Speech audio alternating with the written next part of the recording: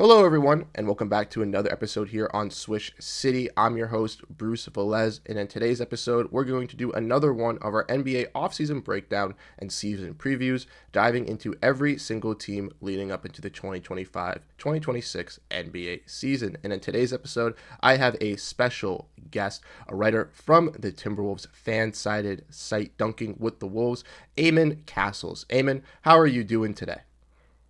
I'm good, Bruce. I appreciate you having me on the show, and yeah, excited to talk about the Timberwolves. Awesome, man. I wanted to get some Timberwolves insight, and you were the first person I wanted to reach out to. And I think this is going to be great to give some more in depth for those Timberwolves fans that, obviously, like yourself, know a little bit more about the team than I do. And I think could give even some more explanation on where the Timberwolves are going to fall. So if you missed these videos, we dive in, explore the season preview, then go over the offseason breakdown, and then give over our predictions looking at this team. So without further ado, Eamon, let's dive in and let's get into this Timberwolves squad, as they are a very interesting team. I know you and I were discussing before we dived in that they mainly kept a lot of their roster, which is going to be great to see for their growth and development of some of their younger players.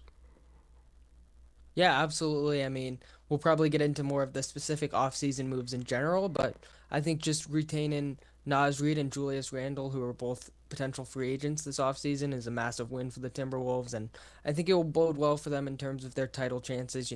We saw them in the first two rounds of the playoffs. They only lost two games. They were 17-4 to close the season. So I think having Randle in the mix for a full year and just having this core gel together a little bit more will help them, and I think they went around their offseason really perfectly. I mean, losing Nikhil Alexander Walker obviously hurts, but it sort of had to be done in the second apron era that we are in, and I think they have some pieces to fill in that void nicely.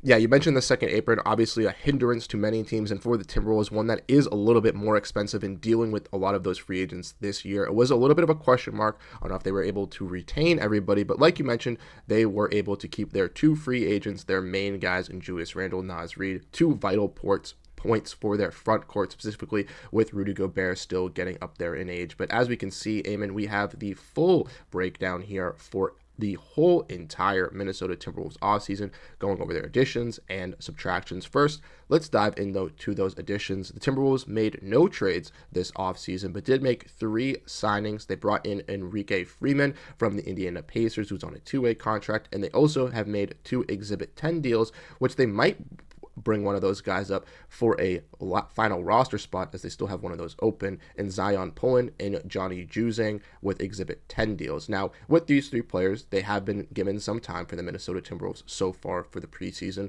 So what would you say they have impressed so far with in this preseason with those three guys? I mean, Johnny Juzane's definitely where we sort of have to start because he's been Yep. truly one of their most impressive, if not their most impressive player through preseason. He's shooting well over 50% from beyond the arc, which is just exceptional. And I mean, he is kind of a shooting specialist, but shooting's always going to be such a valuable skill, especially in the modern NBA. And I think he's well deserving of a roster role to some degree. I think just based off their cap situation, I wouldn't be surprised if they end up converting him into sort of a two-way deal. Just based off the fact that they might want to keep that last roster spot open for some flexibility. But nonetheless, I think he's absolutely deserving of a roster spot. He's just a real elite shooter, has nice feel for the game. He's not going to bring a ton defensively or as a playmaker, but just that shooting skill set's going to be so massive for this team that can use a little bit more shooting off their bench, and he can really fit in next to any of their lineups, whether it be some of the bench players or if he's happens to be playing with the starters like an Anthony Edwards or Julius Randle. So yeah, I've been really high on that move, and I was very happy when they brought him in back in August, and I was a little bit surprised that it was a non-guaranteed contract, just based on the fact that at the time they had two open roster spots and that he was a key part of the Utah Jazz's rotation last season. But yeah, super impressed with Juzane, and excited to see what they end up doing with him. But I think he'll be staying in Minnesota if I had to guess. In terms of Freeman and Pullen, we haven't seen as much from them.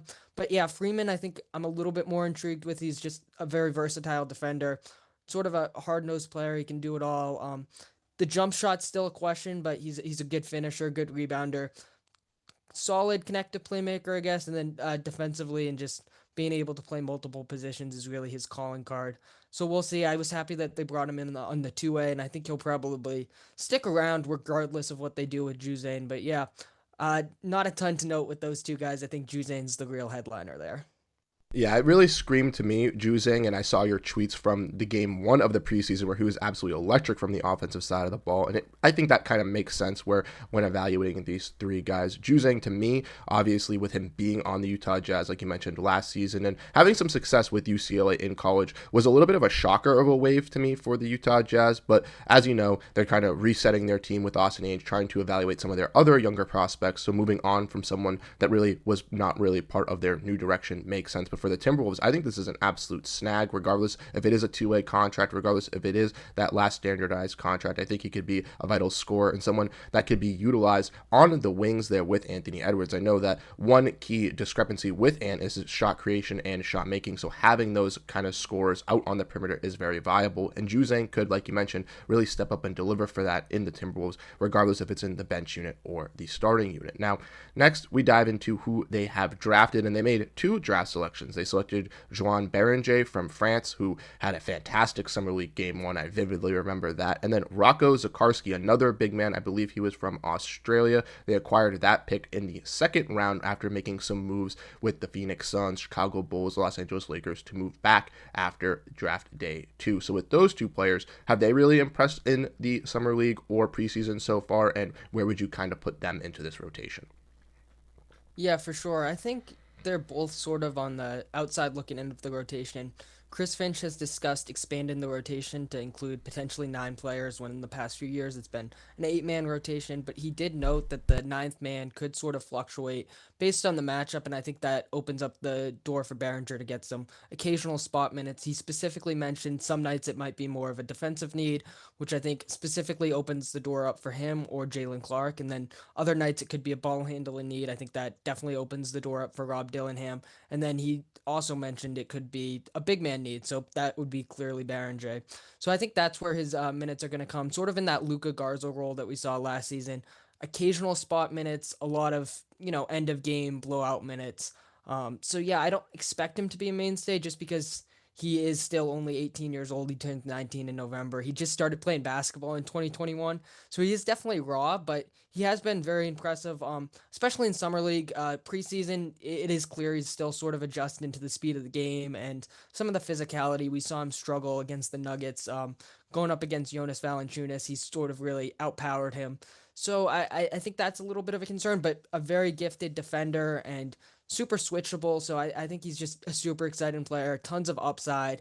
It's going to take a couple years, but he's learning behind Rudy Gobert. So you really couldn't ask for a better guy to mentor him. And I think his development's going to be an interesting story to watch, although I don't expect him to play big minutes. But yeah, just that sort of rim runner, rim protector type of guy. I think that's huge for this team. And they do seem to have a long-term Gobert replacement in mind. And then with Sikorsky, I was a little bit surprised that they drafted another big man, but at the same time, they don't have a ton of big man depth, especially at the time they didn't know if they were going to be able to re-sign Reed. So it definitely makes a lot of sense. And he's another guy that just has a ton of upside, but is fairly raw. For Zakarski, it's a little bit different because he's more of that like bruiser type. And he's not as mobile, not as quick as Baron J, but still a really solid rim protector. And I've also been impressed with sort of his touch, but hasn't played a ton in preseason. Summer League again wasn't exactly like a massive minutes guy, so I expect him to spend most of his time in Iowa and then maybe get some occasional minutes, especially towards the end of the season where they're just sort of playing everybody.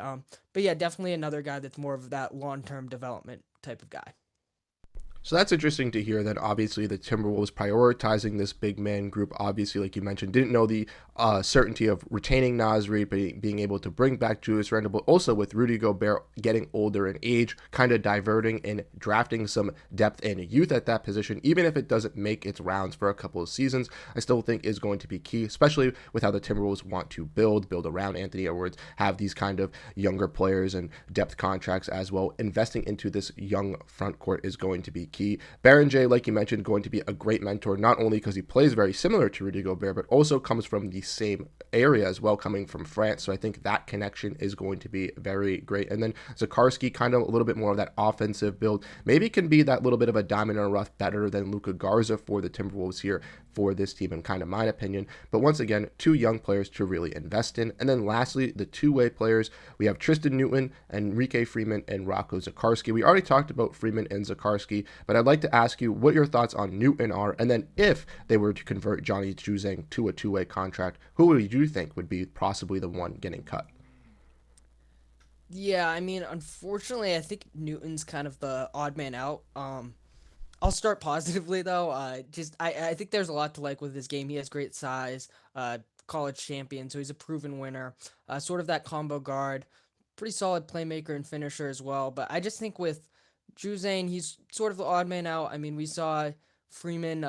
They signed him this offseason, so I'd be kind of surprised if they immediately sort of let him go without playing any real time with the team. And then Zakarski, they're obviously not going to part ways with their second round pick. So I feel like that sort of leaves Newton on the outside looking in if they do indeed decide to go the route of converting Juzane.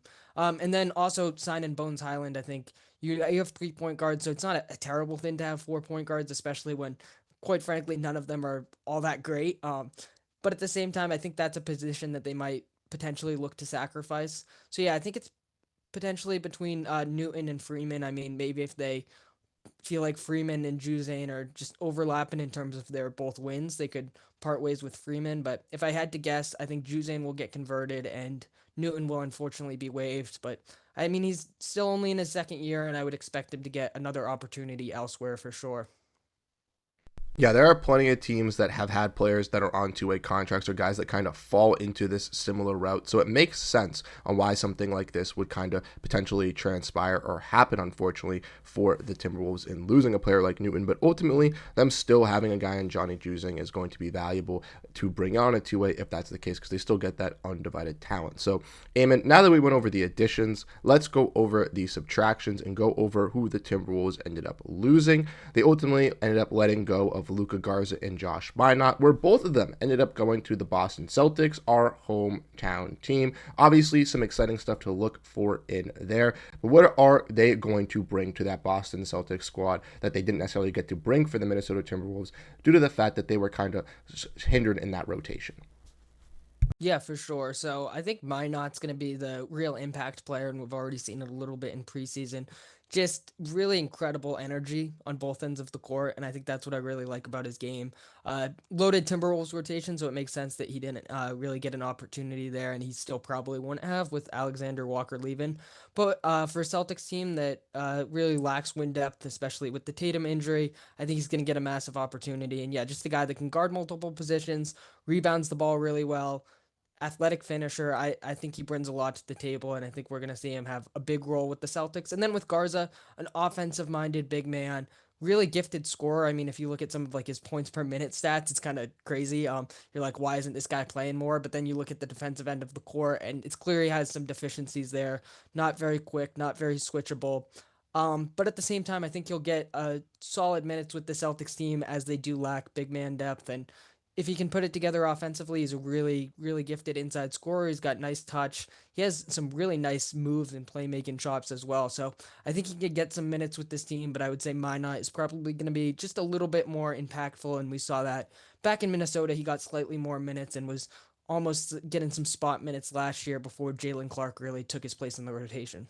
Yeah, you mentioned Josh Minott. He's already looked pretty solid for the Celtics in their summer preseason. Excuse me. Luka Garza has also looked good in some instances, but like you mentioned, the defensive side of the ball a little bit lackluster for him. But Minott really excels on that defensive side of the ball, where he really struggles on the offensive end. Where hopefully Joe Mazzulla can bring out the best in his three-point shooting volume and use him as that switchable defender within that rotation, because like you mentioned, without Jason Tatum this year, they're going to need those switchable defenders, and with them having, one main one in Jordan Walsh still being an unproven product, adding that, competition with Minot, I think is going to be great for the Celtics. They also lost Nickeil Alexander-Walker. They ended up trading him in that sign-in trade deal. They got cash back. They got a draft capital back as well. But this was one of the cases due to the second apron. So with Nickeil Alexander being gone, how much is this a vital loss for the Timberwolves? And who do you think is going to be able to step up and fill in that hole that Alexander Walker had on this team last year?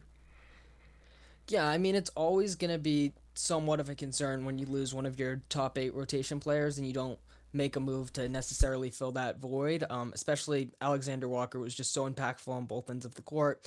Other than Jaden McDaniels, their best on ball defender, disruptive off the ball as well, secondary playmaker, spot up shooter, he really brought a lot to this team.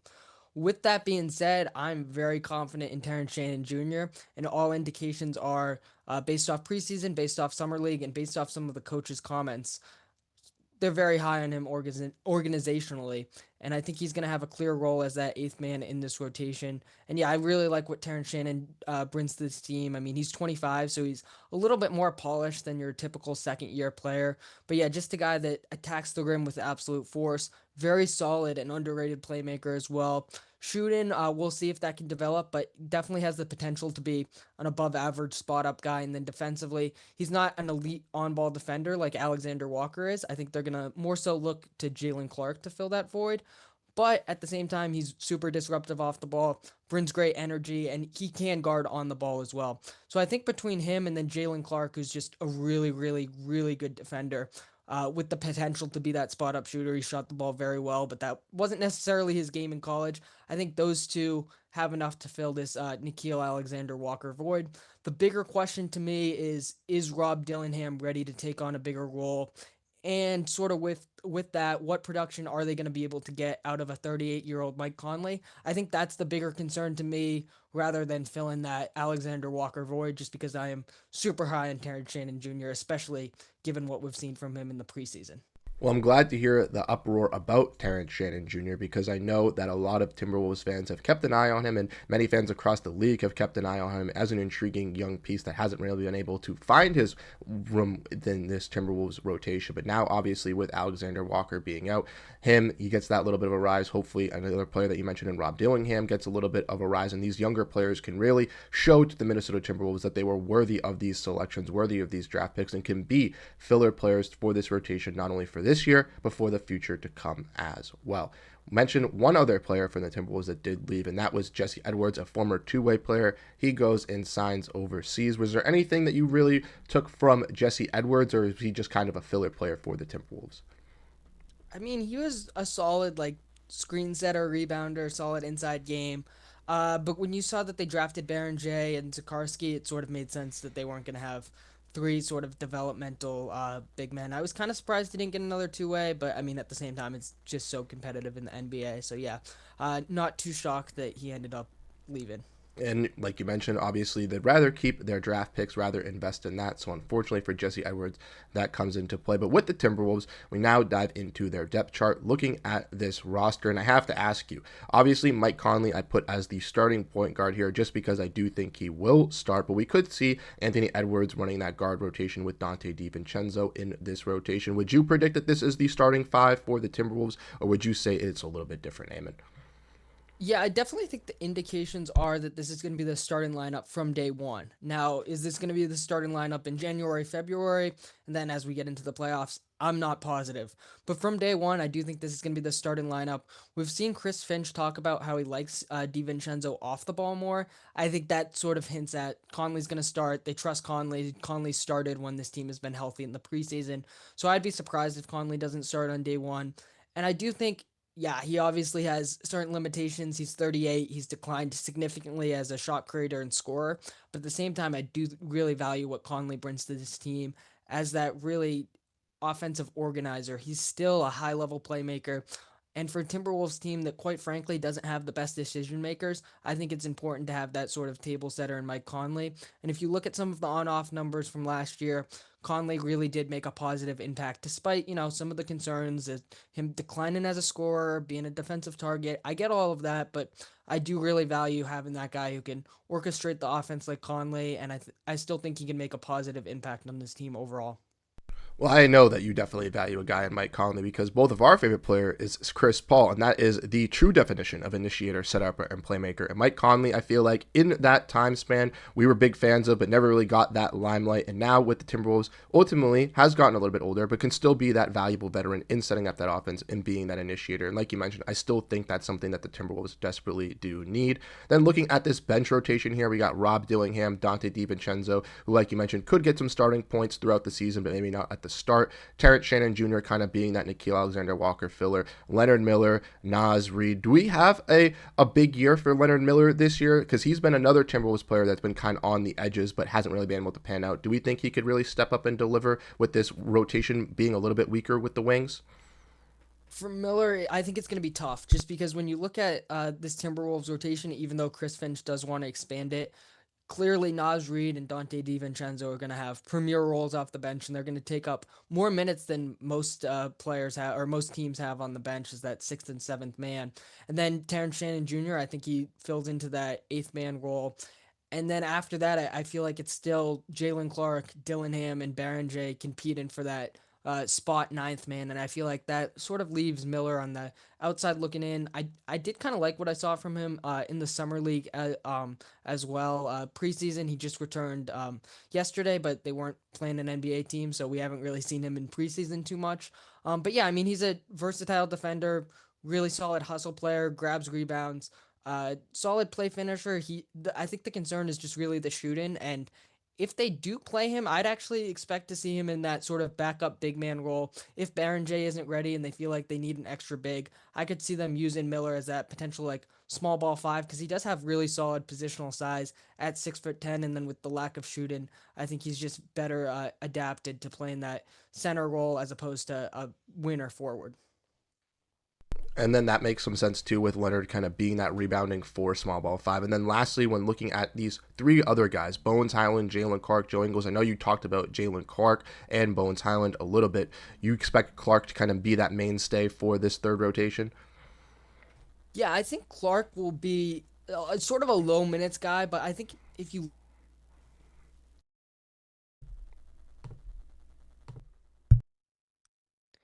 Yeah, with Jalen Clark, I do sort of slot him in as that potential ninth man. Like I mentioned, I think Chris Finch is going to sort of use that ninth man situationally, but I think Clark could get the nod over Baron J certainly, and then potentially Dillingham more nights than not. I think he's a little bit easier to play in that sort of low minutes role just because his main impact is as a defender, so you can throw him in for even like 5 to 8 minutes a game and just wreak havoc on defense, guard the opponent's best player, make some hustle plays, maybe hit some spot up threes. And I think that's going to be super valuable to this team. And he's a guy who really knows what his role is. And just listening to him in some interviews, his maturity and his ability to play his role really stands out. And then when you look at Bones Highland, I think he's sort of an emergency point guard. Maybe on a night where Conley's injured or sitting out due to like a back to back, something like that. I could see Highland getting some run. Or in the case where Dillingham really struggles, I could see him getting some run. But clearly, I think Dillingham's going to take priority as he should as the number 8 pick in the 2024 draft. So yeah, I think Highland could get some potential minutes. He's looked really good in preseason as well. Just such a gifted shot creator, and I think people forget that he was a key contributor for the Nuggets back in 2021, 2022 before being traded, and then hasn't found his groove since. But sort of a similar player to Dillingham in the sense that he's like a microwave scorer, a little bit undersized but twitchy, good ball handler, solid playmaker. But yeah, I think he's an interesting player for this team as well. And then Joe Ingles is I mean, you could at this point, with all due respect, maybe refer to him as like an assistant coach. He might play some late game minutes, as weird as that sounds, purely as an inbounder because he is such a smart player and he always makes the right reads. We saw that a couple times with this Timberwolves team last year, but yeah, not expecting him to get any real significant minutes, and I think he kind of knows that. But at the same time, as that veteran presence who knows his role on the end of the bench and is going to help some of these young guys, I think he's going to have some value for this team.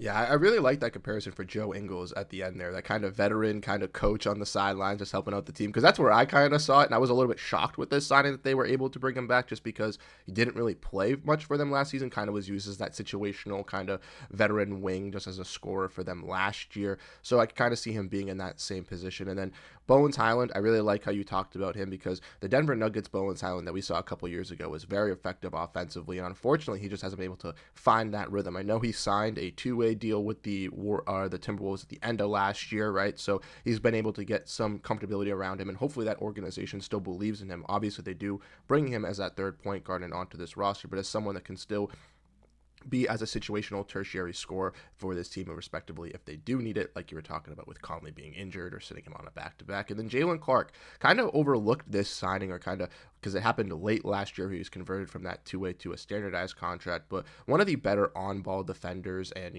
someone that doesn't need the ball in his hands, which I think is going to be great for some of this Timberwolves team, just because they do have so many creators and initiators and guys that do need the ball in their hands to score. Having a player like Jalen Clark who can play a little bit off ball and be a solid on-ball defender, I think is going to be key for this Timberwolves team. So, Eamon, with that being said, I'm going to go over my prediction for the Timberwolves first, go over my stating of where I think they're going to fall, and then I'd love to hear your debating of where you think the Timberwolves are going to fall, if I was right or if I was wrong. So, ultimately, with the Timberwolves here, I do have them higher than what maybe some people have put them, but I got them number 4 in the Western Conference. Now, we've gone over some of these teams here already on the channel, some of those lower teams, but I do think in this Western Conference, they do have enough firepower to be ahead of some of these teams in the playoffs, right? The Lakers, a little bit older, LeBron dealing with sciatica already. I don't know if their depth is going to handle it. The Warriors have also gotten a little bit older, dealing with that Jonathan Kuminga situation. I don't know how well they are meshing. The Spurs are very, very intriguing with a young squad, Victor Wembanyama rising, the first year of De'Aaron Fox with Wemby, but ultimately, I don't know if they have enough firepower comparative to the two teams above them. Now, the Timberwolves and Clippers, I was a little bit tossy-turvy with, but I think the Timberwolves just edge them out due to the fact that the Clippers are going to be older, obviously, and I don't know if they're going to be healthy all throughout the season. Obviously, the Timberwolves, there are some issues there, but I just feel confident with Anthony Edwards continuing to rise in this league, Julius Randle looking like a solid running mate in those Western Conference Finals alongside of him, with still the growth and development of young guys like Terrence Shannon, Rob Dillingham, and etc. I do think that this Timberwolves team will achieve the 4th in the Western Conference. So I'd love to hear from the Timberwolves insider. Am I too high? Am I too low? Or am I exactly where you think? Yeah, no, it's funny because tomorrow at the time of recording this, it might already be out by the time this video releases, but we're going to be going over our standards predictions on my podcast. And looking at your standards predictions, it is really, especially the playoff portion of the West, it's eerily similar to what I have. And I do as well have the Timberwolves as that 4th seed. Let's I think go. when you look at this team, just how well they closed the season and carried that into the playoffs, I think it's tough to sort of ignore that. I mean, this is a team that's been to back-to-back Western Conference Finals appearances, and I think they're going to sort of build off that and be a top 5 seed in the West here. I have trouble putting them above, obviously, the Thunder and then Nuggets. Rockets, I was a little bit debating with them there, but yeah, I think 4th is the right spot ultimately, and that's where I have them at as well. Yeah, looking at the Timberwolves last year, they were one of 4 teams to have a top 10 offense and defense, and I think that two-way balance is going to be massive for them. I think they have really solid depth, as I discussed, super high on Terrence Shannon Jr. Jalen Clark and Dillingham could play roles as well, but Terrence Shannon Jr. is the guy that at this point I'm the most high on. At least for this year. And then you look at Anthony Edwards in his age 24 season. I think he's going to take another step up and really reach that like all NBA first team level. He's been really close the last few years, but I think we're going to see a step up from him as a playmaker, maybe a little bit of a step up defensively, although he's been very solid on that end of the floor. And then develop in a mid range game is something he's talked a lot about. And I think that will make him just a more well rounded scorer. So I think we're going to see him reach another level. Julius Randle being comfortable with this team. DiVincenzo likewise. And then Jaden McDaniels is another guy that I could see stepping up in his age 25 season and just based off how he closed last season and how well he played in the playoffs. So I think despite not making any real flashing moves, they have the foundation of a championship level team and they have potential to grow based off how young some of these guys are. So yeah, I'm high on the Timberwolves and yeah, I think you nailed it there. 4th seed definitely seems fair to me. Well, I'm glad that I hit it right on the nail with you. I'm glad that I wasn't too crazily above the Timberwolves, or I wasn't getting yelled at because I was too low on the Timberwolves. So I'm glad that we were able to agree on that. Eamon, it was an absolute blast having you on the show today, breaking down the Minnesota Timberwolves. I know this will not be the last time that you were on here talking about the Timberwolves or talking about basketball in general. But before you go, I'd love to give you the option to plug out where people could find you to get all this great Timberwolves insight. Because if there are some Timberwolves fans that are watching this video, they might not know who you are and definitely need to get this great insight that you have been providing. Yeah, absolutely. You can read my work over at Duncan with Wolves. I post daily Timberwolves content there. I posted at least one article a day since May, so I'm going to keep that trend moving forward as the season inches closer. And then over at social media, Twitter, you can follow me at Eamon Cassles. And then you can hear my podcast, The Cassels Cast, just discussing the NBA at large, but plenty of Timberwolves topics over there as well. But yeah, I appreciate you having me on the show, Bruce. It was a blast talking Timberwolves basketball with you. And yeah, super excited for the season. Yeah, I'm super excited for this season, and who knows, when the Timberwolves are on some hot streaks throughout the season, we'll definitely have to have you back to dive in and explore why that is the case, and why the Timberwolves are either excelling or maybe not living up to their expectations. But once again, definitely check out Eamon, guys. He does a fantastic job breaking down the Timberwolves and the NBA, and you will also catch me on that podcast, the Cassels Cast. So if you want more of me, you can definitely check out Eamon over there and hear some more takes. But once again, guys, thank you so much for tuning into today's episode here on Swish City, where we broke down the Timberwolves. Let me know your thoughts down below in the comment section, and I'll catch you guys in the next one. Have a great rest of your day, and peace out, everyone.